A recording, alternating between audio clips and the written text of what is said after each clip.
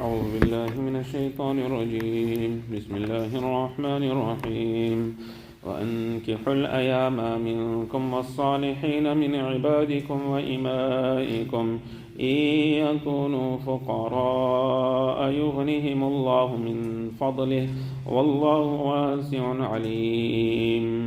In the previous verses, Allah Tabaraka wa Ta'ala made mention of controlling the gazes for males, for females, etc. Here Allah Tabaraka wa Ta'ala mentioned that وَأَنْكِحُوا الْأَيَامَ مِنْكُمْ وَالصَّالِحِينَ مِنْ عِبَادِكُمْ وَإِمَائِكُمْ. That what is one way of protecting your gaze? Here Allah Ta'ala says that those that are unmarried from amongst you, get them married. That no person in the world should remain unmarried as far as possible. If a person is not married, then get them married. And if a person is divorced, then also get that person married as quick as possible. A man, he has passed away, the wife has become a widow, the wife should also get married. If the wife passed away, then the husband should get married. He should not remain unmarried. So Allah says, وَأَنْكِحُوا الْأَيَامَ مِنْكُمْ. Those that are unmarried, make nikah, get them married. In the Hadith Sharif it comes, ثلاث لا تؤخرها. That there are three things that you shouldn't delay in. Number one, الصلاة إذا حضر وقتها. Number one is salah. When the time of salah enters, then don't delay in this matter. The moment the time of salah comes in, immediately go and perform your salah in the masjid. For females, they must perform the salah at home. Many a time the person who says that I'll read my namaz just now, I'll read my namaz just now. And this happens many a time when a person is in a business or a person has gone on holiday. So now he's free. So he says, no, I'll read my namaz just now, I'll read it just now. Before you know it, it's either in the makruh time already. Or sometime it happens, it goes out of the makruh time and namaz becomes qada. So don't delay when the time of salah enters. والج إذا حضرت. When the janaza is present, don't delay in the performance of the janaza salah. MashaAllah, we have seen in certain places where from the Husal Khana, the janaza doesn't even go to the home, like it happened in the COVID period. The janaza doesn't even go to the house, and it comes straight to the masjid. They perform the janaza salah from there. It must proceed straight to the qabristan. So when the janaza is ready, then don't delay in this. To such an extent, the ulama have written that after the faraz namaz, there is a sunnat salah to be performed. Like after Zohar, you got sunnat muakkada. And at the same time, you got the janaza salah. So, should you read the janaza salah first or you should read the sunnat muakkada? Some of the ulama have written that no, the janaza salah would enjoy preference. Read the janaza salah first.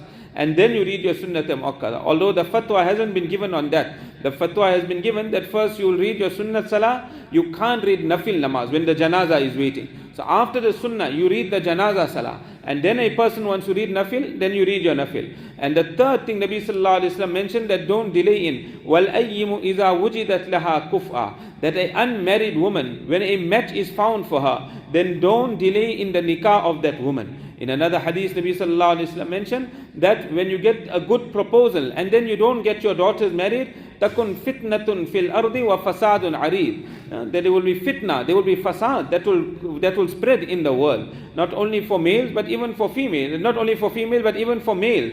That a young boy is ready to get married. He has the means of getting married. Get them married. And then Allah Ta'ala says, وَالصَّالِحِينَ مِنْ عِبَادِكُمْ وَإِمَائِكُمْ. And your slave boys and your slave girls that are righteous. Here the word salihin has been used. What is the meaning of salihin? Salihin here means they have the ability of getting married. They're able to keep that marriage of theirs. They'll be able to take care of their spouse. So those slave boys, those slave girls that you have, get them married as well. Although today this does not exist. It is not applicable to us today. But in the previous time when there were slave boys, when they were slave girls, then here Allah Ta'ala says that don't even leave them unmarried. Get those slave boys and get them married as well.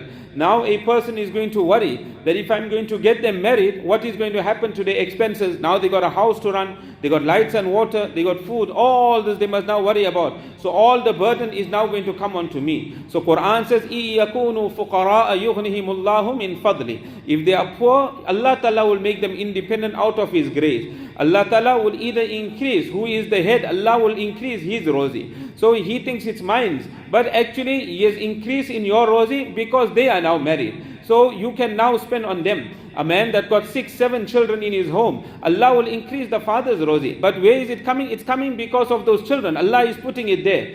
After they married and they all gone, now we see the rosy also is gone down. In a shop, you got maybe 20 staff that are working. We say, no, you know what, in today's time, we have to budget. So we don't need so many staff. Cut it down, make it 10. You cut it down to 10, the turnover also comes down. Why? Because their rosy was been put over there. When you took them out, so over here their rosy had to be removed. Now we had to go somewhere else.